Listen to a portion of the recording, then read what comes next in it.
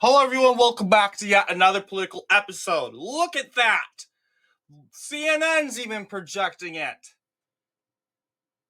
That Donald Trump is, the Trump campaign has announced a 50.5 million haul at a Florida dinner fundraiser.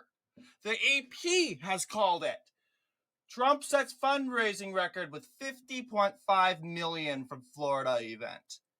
This is once again staggering and staggering facts and excitement. We got CBS, and there we have these three liberal news media sources. They're calling it, but they're also flashing lights saying, "Hey, look, this isn't a good sign. Joe Biden needs to work harder."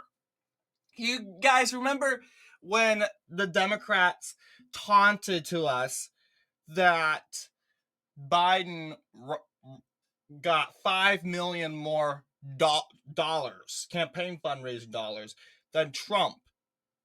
Do you remember that? He was was he in New York?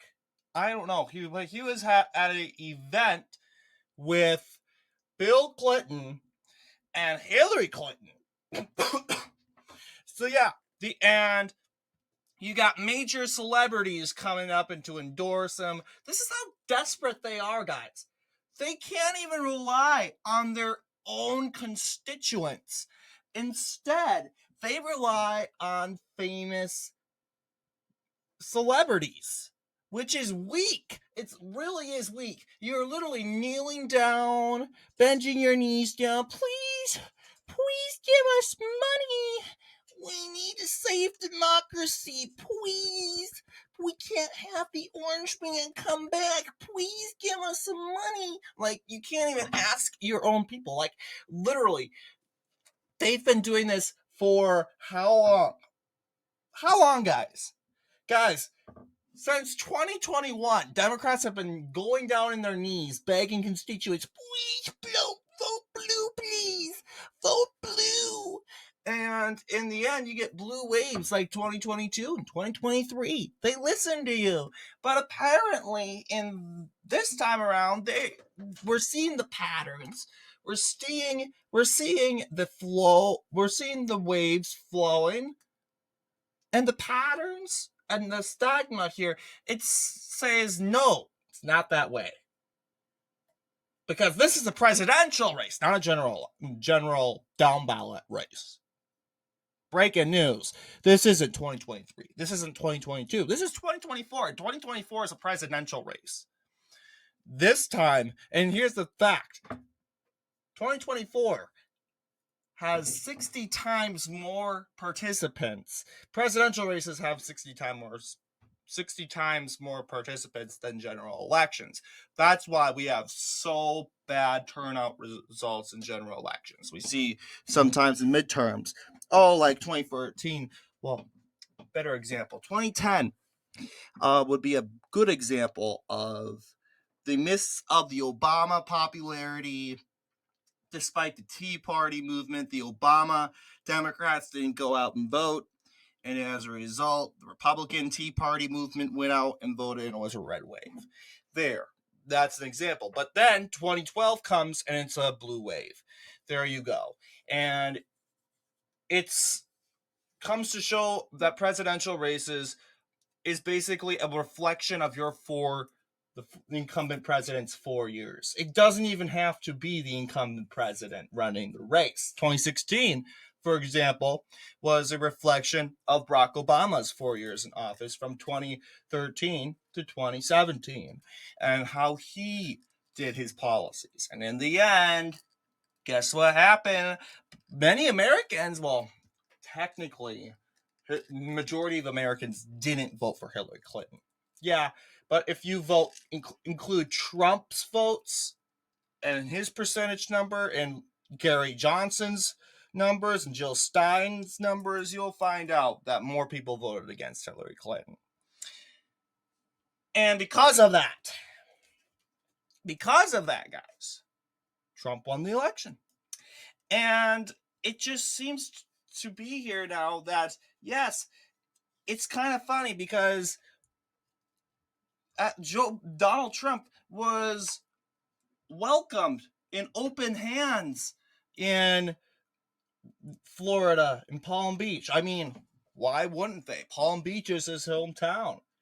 Well, Palm Beach is also a liberal city. Did you not know that? Well, it's getting conservative. Voted for DeSantis, but voted against Marco Rubio.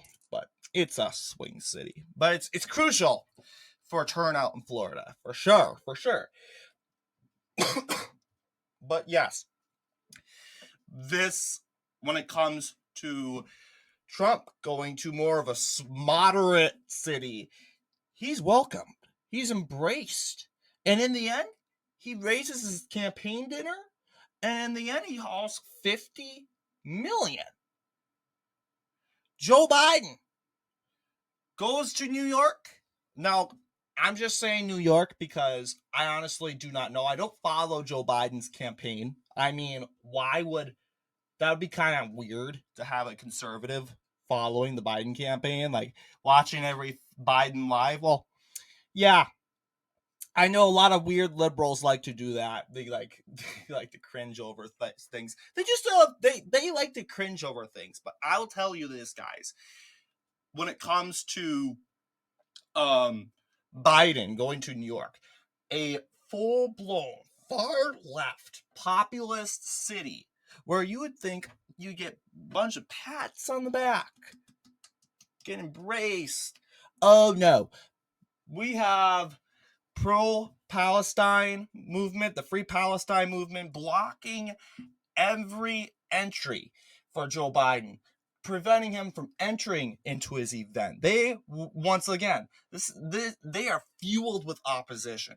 They are fueled with, they'll do whatever they can to stop and get their message out. As far as literally blocking the way for the president from attending the event. He ultimately attended the event, but he was famously heckled by, once again, a pro-Palestinian protester. And then here's the funny part: right when, as usual, Joe Biden pulls up the January 6th card, here comes the pro-Hamas screaming, "Genocide Joe, murderer, killer." Yeah, it's just the hypocrisy. Joe Biden will talk about January 6th because it makes him look good. Not only that, Democrats, Barack Obama and Bill Clinton, they'll do the same thing. They'll talk, oh, this is good, pat, pat, pat, January 6th. They like January 6th. They love it. But when it comes to Israel, Hamas, they don't want to talk about it. They hate it. And that is, in reality, what its politics is. Because even when it comes to tragedies, it seems that even Republicans too tend to do that too, to be honest. They will famously kind of applaud and talk about it because it makes you feel good. It makes you feel like the good guy, right? It makes you like, oh, we're not bad. We're not that bad, right? That's the psychology there, guys. But 50.5 million. And that was without opposition, with being welcomed in open arms in a moderately liberal area in southern Florida in the Miami metro. Compared to Joe Biden hosting a rally with two other well-approved Democrat presidents that in a staunchly liberal city, the most liberal city, my opinion, in the whole entire country. And add some hecklers in there. He gets ahead with 45 million. And they go and taunt, yeah, we got 45 million. Yeah, we're down below in the polls. We're not doing so well in the polls, but we got 45 million bucks. Well, yeah, understandably, because Donald Trump's probably expectedly going to underperform the advantage of fundraising. Because, first off, he can't use campaign funds to his advantage. That's a whole different subject. But this is going to affect Trump's campaign, right? This is going to, then this is what the Democrats want. They want to stop the fundraising for Trump. They want to stop any sort of fuel and momentum in the Trump campaign. They kind of want to slow that gain in the fundraising, and by doing that is by prosecuting Trump, by the Trump RICO case, indicting Trump for being a businessman in New York. They'll do whatever they can to kind of distract Trump. And at the end of the day, they'll indict him. Absolutely, because maybe in Georgia he'll have more luck. But in New York, are you kidding? He's dead meat in New York. But we know if he gets indicted in New York, it's just a joke, because we know how biasly stupid and deluded New York is. Right? Oh, Trump hurt my feelings 4 years ago. I'm going to indict you, Trump. Like, seriously, the Trump derangement syndrome is crazy. And it looks like we are doing pretty well in national polls. We got to keep it up. We are 1.1% ahead of Joe Biden. We need to keep that momentum up. We are going to sweep the Electoral College. And guys, I'm going to tell you guys, all eyes in Pennsylvania. But if you guys are unaware, Joe Biden took a lead. But he's barely got a lead. You could say, no, he isn't.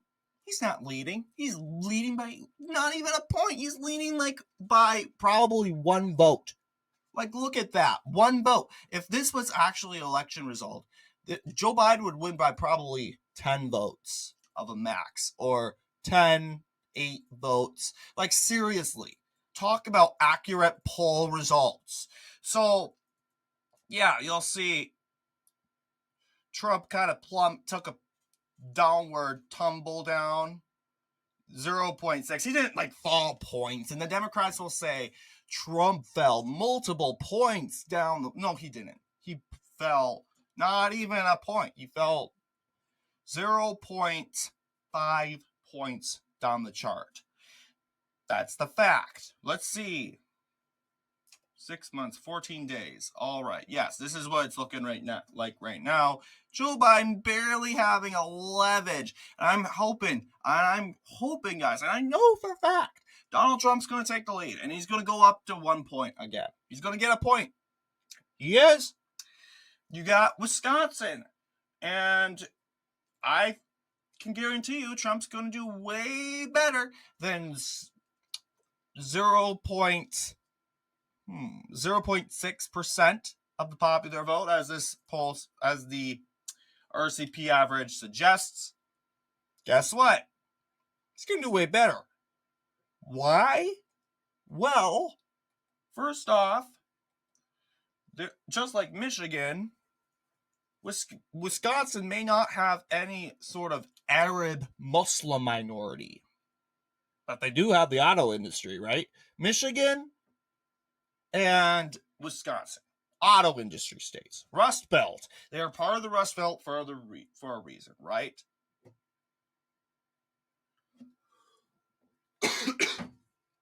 Yeah.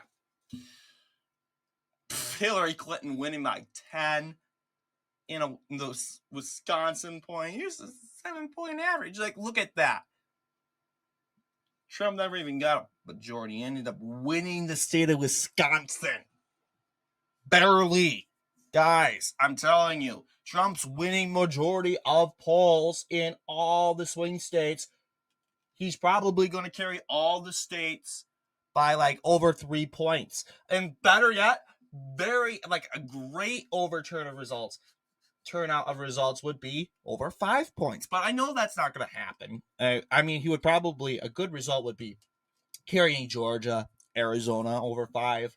Nevada, hopefully, but Wisconsin's going to be close, I think. Michigan, too, along with Pennsylvania. But it's going to be interesting. It's going to be nice. But what do you guys think? Anyway, I want to thank you all for watching this video. And as always, I will see you all in the next political episode.